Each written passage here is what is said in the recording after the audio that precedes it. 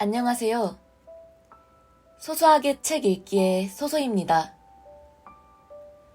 오늘은 제가 이병률 시인의 혼자가 혼자에게를 읽으며 가장 마음에 들었던 타이틀 3가지의 내용을 소개해드리고자 합니다.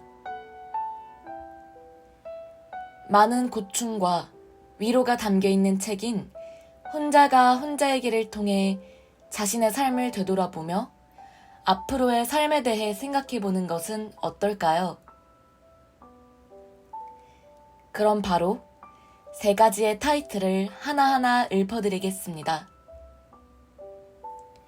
첫 번째, 좋아하는 것도 사랑하는 것도 모두가 혼자. 두 번째, 우리에겐 필요한 순간에 길을 바꿀 능력이 있다.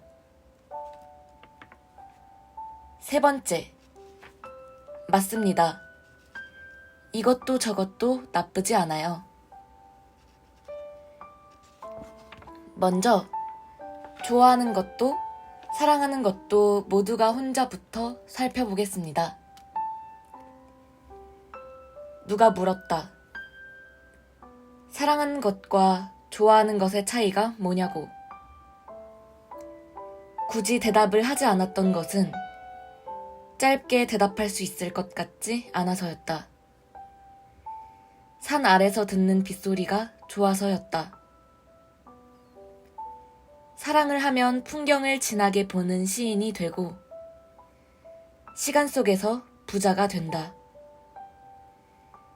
마른 나무에 잎이 돋고 그 잎에 새가 와서 앉는다. 그렇다고 찬란한 날들만 만나게 되지는 않겠지만 전반부에는 요상한 것들이 요상하게 와서 충돌한다. 그럼에도 사랑을 하면 아프다. 사랑하는데 어떻게 아픈가 싶은 그 아리송함 자체가 속 터지게 아프다. 하지만 누굴 좋아한다는 건 기분 좋은 어느 맑은 날이 가슴에 한가득 들어와 있는 상태다. 청소하려고 손에 낀 고무장갑이 청소를 마친 후에 쉽사리 벗겨지지 않는 상태가 사랑이라면 그나마 잘 벗겨지는 쪽이 좋아하는 거라고 볼 수도 있겠다. 좋아하는 게 노를 젓지 않고도 마음이 움직여 바다를 건너 섬에 안착하는 거라면 사랑하는 건 눈동자에 물감 한 통이 통째로 주입되어 시야와 감정 모두가 그 색으로 물들어 빠지지 않는 상태를 말하는 것이겠다. 하지만 그 둘의 차이가 분명하다고는 누구도 말할 수 없다. 어쩌면 단지 양력 11월의 어느 날과 음력 10월 어느 날의 차이일지도 모른다. 사랑하는 것과 좋아하는 것은 차이가 있다고 할수록 희미하고 또 차이가 없다고 할수록 선명하다. 누군가 나를 좋아하고 있다. 겸연쩍게도 그것을 아는 일은 어렵지 않았다. 마주칠 때마다 공기 같은 것으로 또 같이 있는 것만으로 이내 화려해지고 많은 저녁 자리의 분위기로 알아챌 수 있었다. 서로의 공통점과 살고 싶은 삶의 방향을 이야기할 때도 나는 알아버렸다. 나도 마침 그 사람을 좋아하고 있었다. 라디오를 많이 듣는 사람을 만난 것이 오랜만이었고 비행기의 맨 뒷자리를 좋아하는 사람을 만난 것은 아주 드문 일이었기에 만났다는 사실만으로도 근사했다. 하지만 누구나 사랑의 대상이 일시적으로나마 필요한 시기가 있다.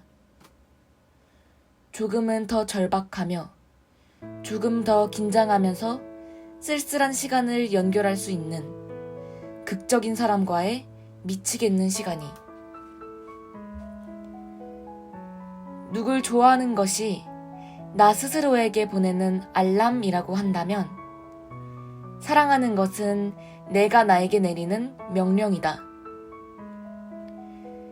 나도 누군가를 좋아한 적이 있다. 좋아하는 그 자체보다는 오로지 누군가를 좋아하면서 파고 들어가는 감정만을 좋아했던 적도 있었다. 하지만 그것이 사랑이었을 때는 달랐다. 파도의 높이도 서로의 경계를 허물어뜨리는 파괴력도 충격적이었다. 그 굉장함은 사랑이 종말을 맞이하고도 그리고 세월이 몇 겹으로 바뀌고 나서도 마음에 큰 빚을 지게 했다. 사람들은 그 갚을 수도 없는 빚을 힘들다라는 말로 건조하게 축약해 사용하곤 하지만 모든 것이 끝나버렸는데 어떻게 어렵지 않을 수 있으며 그 어려운 상태가 고작 힘들다라는 것이라면 수제비를 먹고 나서 밀가루를 먹었다고 하는 것과 무엇이 다를까? 좋아하는 것도 사랑하는 것도 모두가 혼자. 시간을 몰아가서 어느 한 결승점에 도달할 수 없다는 면에서 그 둘은 어렵다. 좋아하지 않고 살기도 사랑하지 않고 살기도 어렵다. 그 둘의 미묘한 뒷면과 뒤끝을 분간하는 일까지도 여전히 어려운 것처럼 말이다.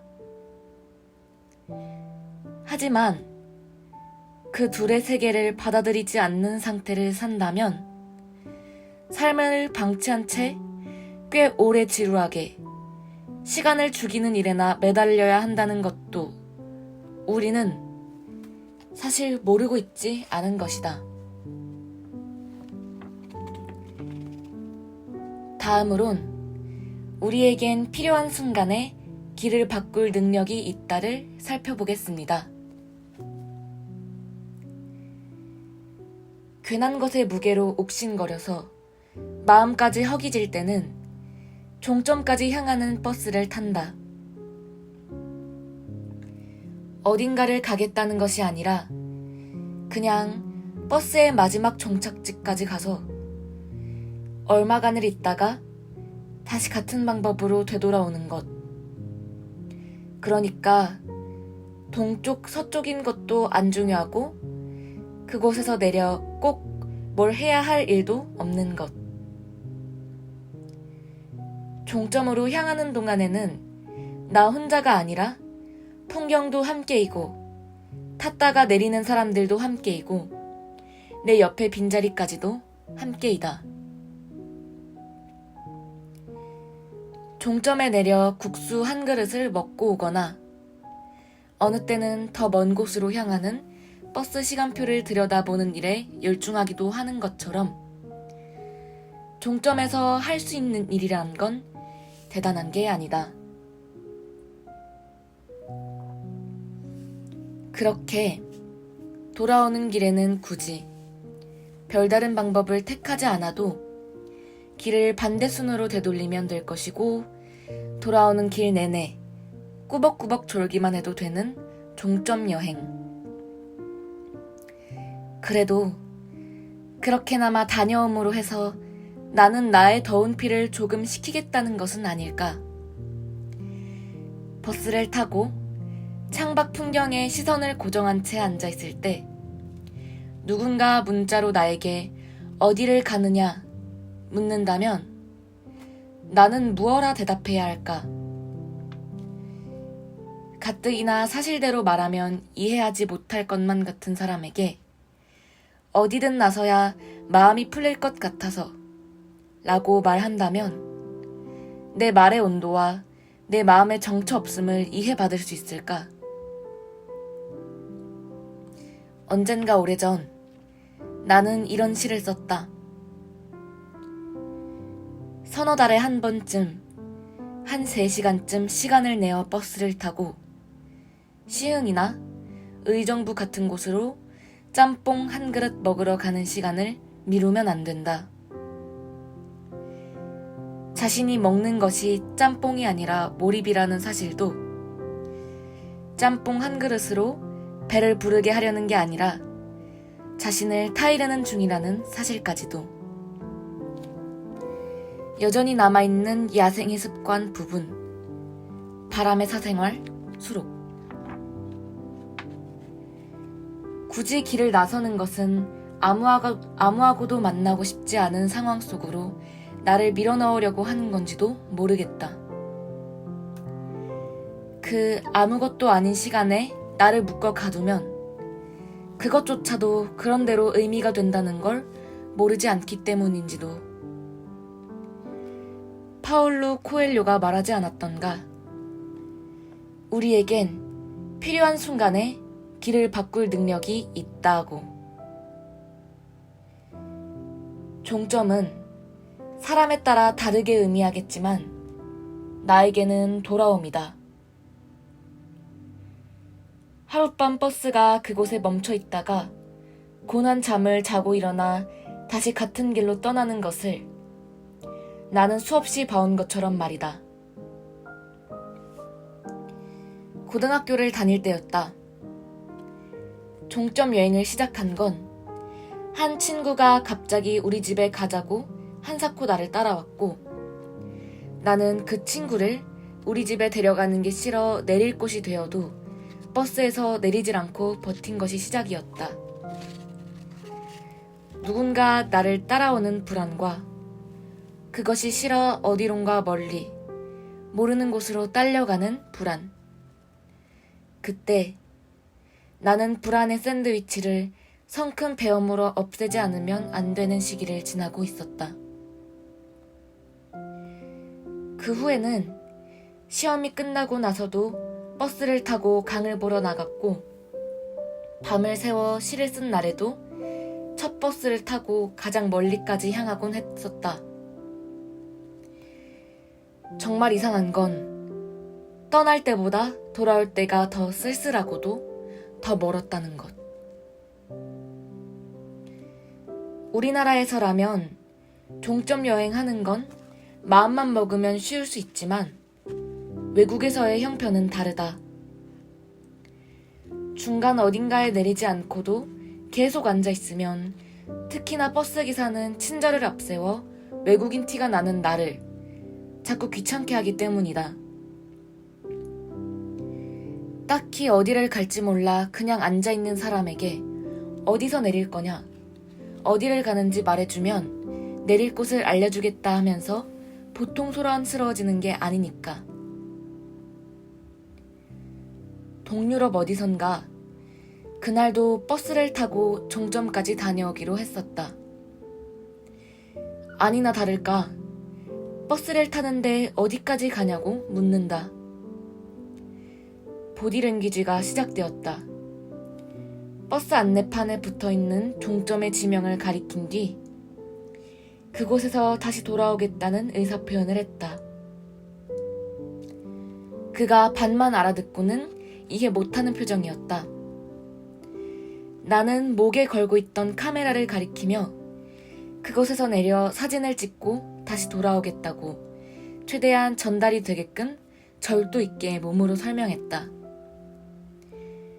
그가 조금 많이 알아듣는 눈치였다. 눈 덮인 시골길을 얼마나 갔을까. 갑자기 기사가 버스를 멈춰 세우더니 버스에서 내리는 거였다. 그리고는 내가 앉아있는 창문 바깥쪽으로 걸어왔다. 창 안에 나와 우뚝 멈춰선 창밖에 그의 눈이 마주쳤다. 그가 갑자기 들고 내린 신문지에다 눈을 한 주먹 우겨 넣더니 유리창을 닫기 시작했다. 거의 무엇도 보이지 않던 유리창이 순간 깨끗해졌다. 그가 창밖에 서서 사진을 찍으라는 몸짓을 하면서 씩 웃어 보이더니 다시 버스에 올라 시동을 걸었다. 사진을 찍으라며 버스를 천천히 모는 것도 같았다. 깨끗해진 유리창 너머의 풍경을 사진기에 담는 척 했지만 나는 사실 감동에 어쩔 줄 모르는 내 얼굴을 가리기에 그 방법밖에는 없었던 것 같다. 어디에서 왔는지도 모르고 이름도 모르며 어디가 종점인지도 전혀 알지를 못하는 또래의 손님에게 손을 새까맣게 벌어가면서까지 그가 하고 싶었던 최선의 대접은 그랬다. 수영장에 가려고 나섰던 길에 행선지만을 보고 아무 버스에 올라타는 일은 잘하는 일이다. 누구라도 만나면 좋겠다 싶은 날에 만나고 싶은 마음을 거두고 아무 버스를 타고 차창으로 내리쬐는 햇빛을 받는 일은 먼지가 뽀얗게 쌓인 나의 빈터에다 수영장을 하나 지어주는 일이다.